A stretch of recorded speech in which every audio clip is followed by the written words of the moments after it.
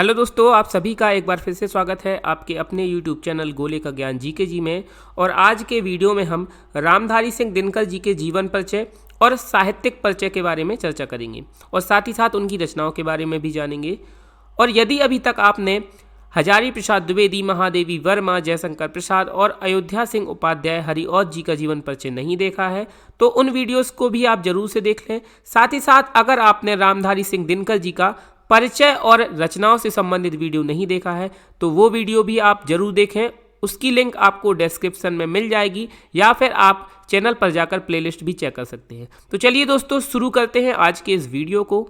तो जैसा कि आप सभी लोग जानते हैं कि पेपर में आपको लेखक का जीवन परिचय या साहित्यिक परिचय दो में से कोई एक लिखना पड़ता है और उनकी रचनाएं लिखनी पड़ती है। तो इस वीडियो में हम सबसे पहले रामधारी सिंह दिनकर जी के जीवन परिचय के बारे में चर्चा करेंगे, उसके बाद उनके साहित्यिक परिचय, उसके बाद उनकी रचनाएं और लास्ट में संक्षिप्त परिचय लेते हुए हम इस वीडियो का अंत करेंगे। तो वीडियो को पूरा देखिएगा और वीडियो को अगर पसंद आए तो वीडियो को लाइक जरूर कीजिएगा। तो सबसे पहले शुरुआत करते हैं रामधारी सिंह दिनकर जी के जीवन परिचय के बारे में। तो हमने आपको कई बार बताया है कि जीवन परिचय लिखते समय सबसे पहले आपको लेखक के जन्म की तिथि, उनका जन्म का स्थान जरूर से लिखना है और तिथि आपको पूरी लिखनी है अगर संभव हो सके तो।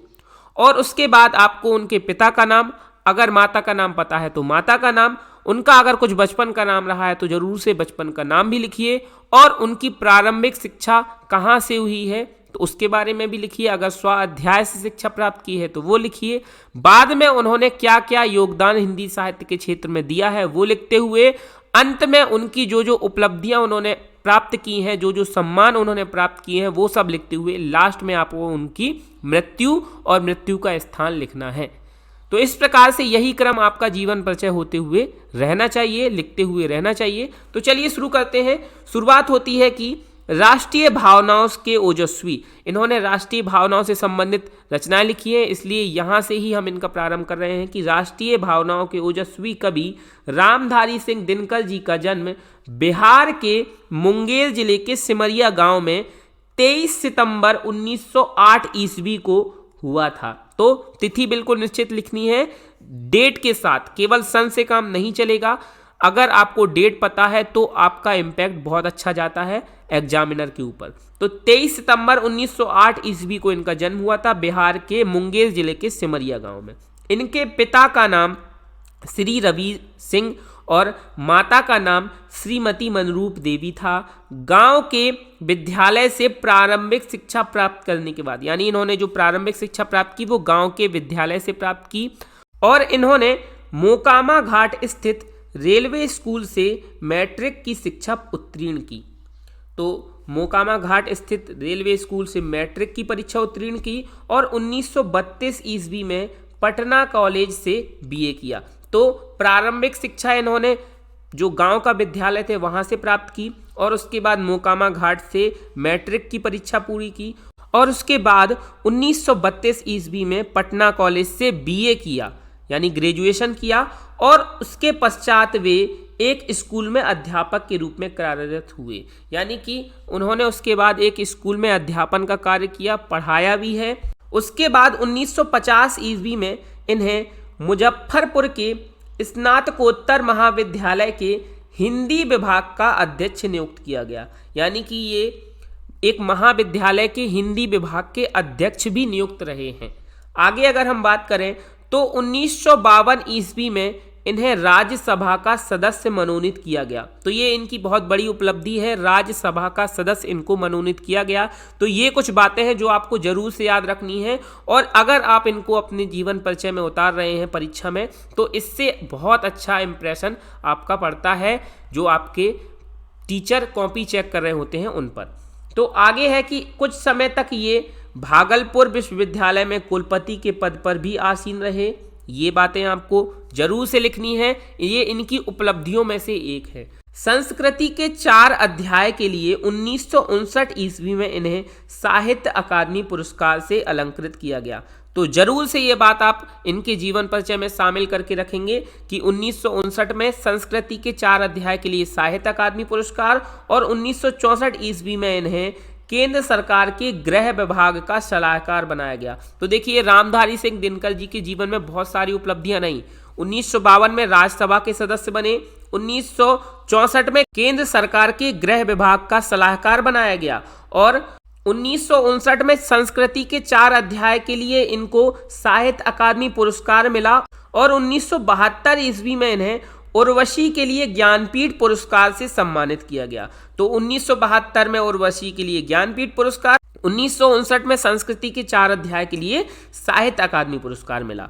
आगे बात करें तो इन्हें भारत सरकार से पद्म भूषण सम्मान भी मिला।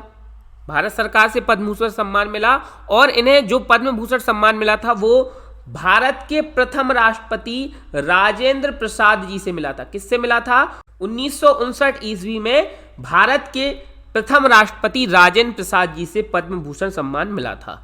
आगे 24 अप्रैल 1974 ईस्वी को हिंदी काव्य गगन का यह दिनकर, अब दिनकर क्यों प्रयोग किया गया है? दिनकर का मतलब होता है सूर्य, उसी के अनुसार आगे की लाइन लिखी गई है कि सर्वदा के लिए अस्त हो गया। सूर्य अस्त होता है ना, और दिनकर जो होता है वो सूर्य का पर्यायवाची होता है। तो इस प्रकार की लाइन अगर आप प्रयोग कर रहे हैं तो उसका भी प्रभाव बहुत अच्छा पड़ेगा कि 24 अप्रैल 1974 ईस्वी में हिंदी काव्य गगन का यह दिनकर, दिनकर मतलब सूर्य, सर्वदा के लिए अस्त हो गया। अस्त हो गया यानी कि उनकी मृत्यु हो गई 24 अप्रैल 1974 ईस्वी को और मृत्यु स्थान था मद्रास। तो इनकी मृत्यु 24 अप्रैल 1974 ईस्वी को मद्रास में हुई थी। तो ये था इनका जीवन परिचय। आगे हम बात करते हैं इनके साहित्यिक परिचय, साहित्यिक गतिविधियों के बारे में। तो देखिए, साहित्यिक गतिविधियों की शुरुआत करते समय ध्यान दीजिएगा कि जब आप साहित्यिक परिचय लिख रहे हैं तो आपको साहित्यिक परिचय लिखते समय इनका साहित्यिक योगदान सबसे ज़्यादा शामिल करना है। और इनके साहित्यिक योगदान में आप इनके जीवन परिचय से भी कुछ पंक्तियां, कुछ लाइनें उठा सकते हैं। जैसे कि इनको 1959 ईस्वी में संस्कृति के 4 अध्याय के लिए साहित्य अकादमी पुरस्कार मिला था। 1972 ईस्वी में उर्वशी के लिए ज्ञानपीठ पुरस्कार मिला था। ये सभी बातें आप इनके साहित्यिक परिचय में डाल सकते हैं, कोई दिक्कत नहीं है। और 1959 में भारत के प्रथम राष्ट्रपति राजेंद्र प्रसाद जी से पद्म भूषण मिला, तो ये भी इनकी साहित्यिक उपलब्धियों में ही शामिल है।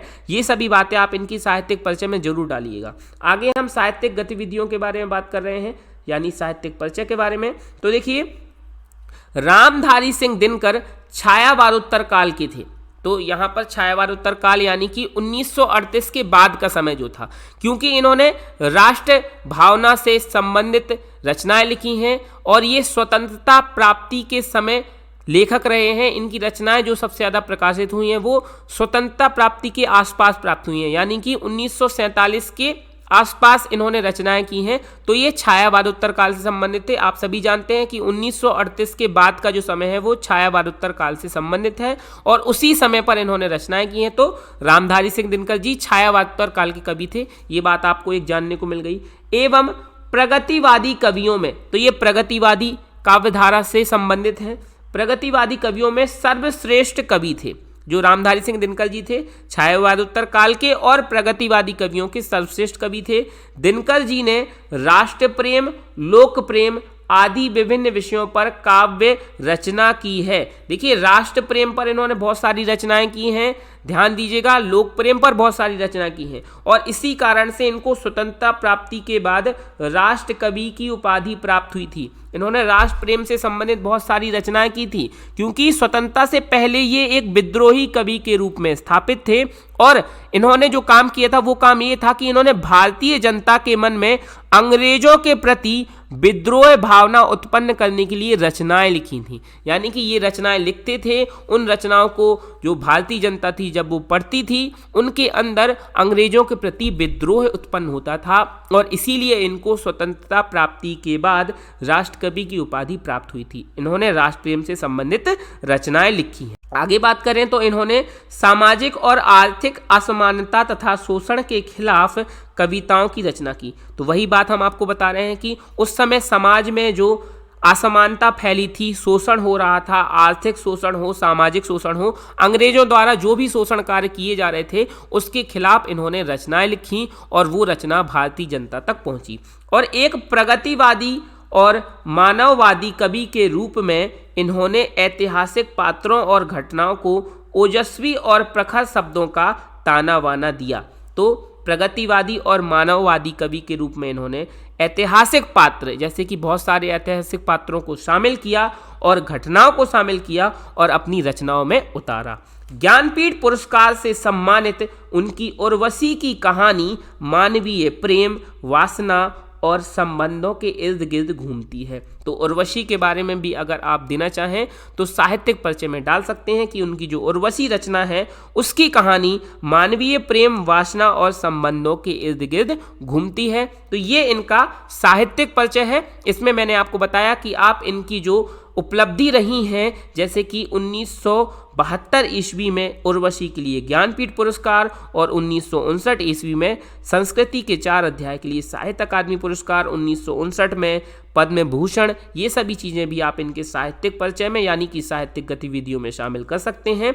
चलिए अब हम आगे बात कर लेते हैं इनकी कृतियों के बारे में कि कौन कौन सी इनकी कृतियाँ रही हैं जिनके बारे में हम जरूर से ध्यान देकर चलेंगे। तो इनकी कृतियां हैं, दिनकर जी ने पद्य एवं गद्य दोनों क्षेत्रों में सशक्त साहित्य का सृजन किया। तो इस प्रकार से भी आप लिख सकते हैं। थोड़ा सा अगर आप वर्णन करते हुए लिखना चाहते हैं कृतियों का तो भी लिख सकते हैं, नहीं तो आप सिस्टमेटिकली 1 2 3 4 5 करके भी इनकी सीधी सीधी रचनाएं या कृतियां लिख सकते हैं। आगे बात करें तो इनकी प्रमुख काव्य रचनाओं में रेणुका, रसवंती, हुंकार, कुरुक्षेत्र, रश्मिरथी, उर्वशी, परशुराम की प्रतीक्षा, नील कुसुम, चक्रवाल, सामधेनी, सीपी और शंख, हारे को हरि नाम आदि शामिल हैं। और संस्कृति के 4 अध्याय इनके आलोचनात्मक गद्य रचनाएं हैं। और इसके अलावा आपको अर्धनारीश्वर और रेती के फूल भी इनकी गद्य रचनाओं में शामिल करके चलना है। तो ये थी इनकी प्रमुख कृतियां। आगे हम लास्ट में इनका संक्षिप्त परिचय जान लेते हैं। क्या है इनका संक्षिप्त परिचय? और संक्षिप्त परिचय यदि आपको तैयार है तो आप आराम से अपने शब्दों में इनका जीवन परिचय, साहित्यिक परिचय और रचनाएं बहुत आराम से लिख सकते हैं। तो संक्षिप्त परिचय है, देखिए इनका नाम है रामधारी सिंह दिनकर जी। इनका जन्म 23 सितंबर 1908 ईस्वी में बिहार के मुंगेर जिले के सिमरिया नामक ग्राम में हुआ था। इनके पिता का नाम श्री रवि सिंह और माता का नाम श्रीमती मनरूप देवी था। इनकी शिक्षा तो प्रारंभिक शिक्षा इनकी जो हुई थी वो सिमरिया की पाठशाला से हुई। मैट्रिक की शिक्षा इनकी मोकामा घाट स्थित रेलवे स्कूल से हुई और इन्होंने बीए जो है वो पटना कॉलेज से किया।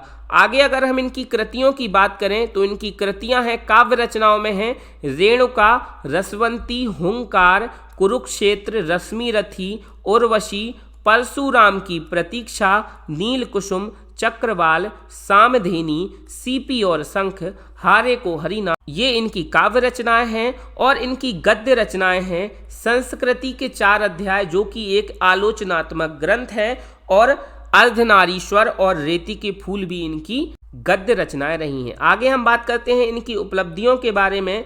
तो इनकी उपलब्धियां कुछ इस प्रकार से हैं कि ये राज्यसभा के सदस्य रहे और केंद्र सरकार के गृह विभाग के सलाहकार भी रहे। इनको उर्वशी महाकाव्य पर ज्ञानपीठ पुरस्कार मिला और संस्कृति के 4 अध्याय के लिए इनको साहित्य अकादमी पुरस्कार मिला और ये भारत सरकार द्वारा पद्म भूषण से भी सम्मानित किए गए। तो ये सभी इनकी उपलब्धियां रहीं और अंत में इनकी जो मृत्यु है वो 24 अप्रैल 1974 ईस्वी को मद्रास में हुई थी। तो ये था रामधारी सिंह दिनकर जी का जीवन परिचय, साहित्यिक परिचय और रचनाओं से संबंधित वीडियो। ये वीडियो आपको कैसा लगा कमेंट बॉक्स में कमेंट करके जरूर बताइएगा। और अगर ये वीडियो आपको पसंद आया है तो वीडियो को लाइक करें, अपने दोस्तों के साथ शेयर करें। और अगर अभी तक आपने हमारे चैनल गोले का ज्ञान जीके जी को सब्सक्राइब नहीं किया हो तो तुरंत सब्सक्राइब करें। मिलते हैं अगले वीडियो में, तब तक के लिए जय हिंद, जय भारत।